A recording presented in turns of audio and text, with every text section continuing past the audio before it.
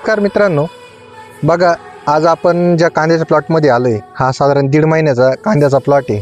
तर यावर्षी आपण एक वेगळ्या पद्धतीने कांद्याचं नियोजन करतोय. सुरुवातीपासून अति पाऊस त्याच्यामुळे जमिनी ओल्या स्वरूपाच्या आहे, रोपं पण कंटिन्यू पावसात होते. त्यामुळे काय होतं, लागवडीनंतर पण यावर्षी अशा अडचणी येत आहे का कंदकुज होती मोठ्या प्रमाणात.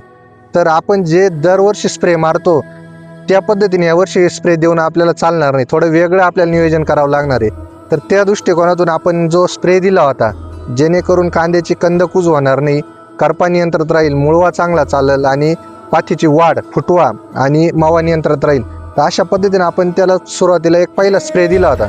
तर त्याचे रिझल्ट बघण्यासाठी आपण इथं आलो. तर बघा त्याला मी ॲझॉल, त्याच्यानंतर त्याच्या स्पार्कर पी, इन्स्टा आणि इमिडाक्लोरोपिड असं आपण जे एकत्रित कॉम्बिनेशन जे बसवलं त्याचे आपल्याला खूप चांगले फायदा झाला, जेणेकरून कांद्याची मर झाली नाही आणि जे कांदा डेव्हलप होण्यासाठी ज्या गोष्टी गरजेच्या आहेत तर त्या झाल्या.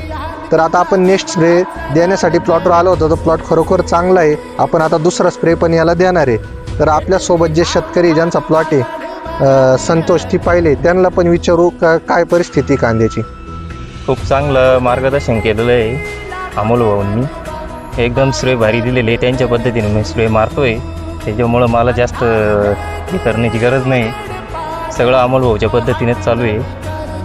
तर प्लॉट पाहून तुम्ही समाधानी आहे ना? हो, समाधानी अमोल भाऊ. बरं, तर त्याच पद्धतीने आपल्यासोबत साहेब पण आले कांद्याचे व्हिजिट करायला. त्यांना पण विचारू आपण जे आपण कॉम्बिनेशन बसवले यावर्षी वेगळ्या पद्धतीनं, तर त्याचे रिझल्ट कशा पद्धतीने येत आहे आणि त्याचा शेतकऱ्याला काय फायदा होतोय.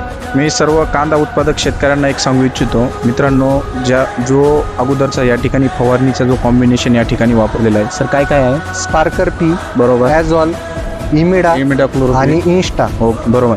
आज तुम्ही पाहू शकता कांद्याचा जो एक जी मान आहे, खाली थोडं दाखवा, जी मान आहे असं ओव्हरऑल पण व्हिडिओ घ्या बरं का.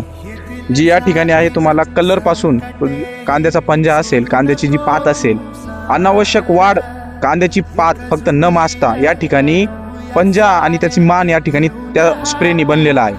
तर प्रत्येक शेतकरी बांधवांनी हा जो कॉम्बिनेशन आहे हा नक्कीच योग्य स्टेजला म्हणजे योग्य वेळेत योग्य मार्गदर्शन घेऊन आणि योग्य व्यक्तींचा योग्य सल्ला घेऊन या ठिकाणी प्रॉपर नियोजन केलेलं पाहिजे. अच्छा, तर तुम्ही दुसऱ्या शेतकऱ्यांना काय सांगू शकता, म्हणजे वापरलं पाहिजे की नाही? हो, आम्ही हेच सांगू शकतो बाबा, अमोल भाऊंनी जे स्प्रे दिलेला आहे आम्हाला, बरोबर, तो स्प्रे फक्त पुढच्या शेतकऱ्यांनी तेच मारावा अशी आमची अपेक्षा आहे. बरोबर. फक्त मार्गदर्शन न ऐकता शेतकऱ्यांनी त्यांचे वेळोवेळी कामं असतील, खत व्यवस्थापन असेल, पाणीचे नियोजन असतील, फवारणीची वेळ असेल, हे प्रॉपर एकदम व्यवस्थित पद्धतीने केले तर नक्कीच तुम्हाला यश भेटेल. धन्यवाद.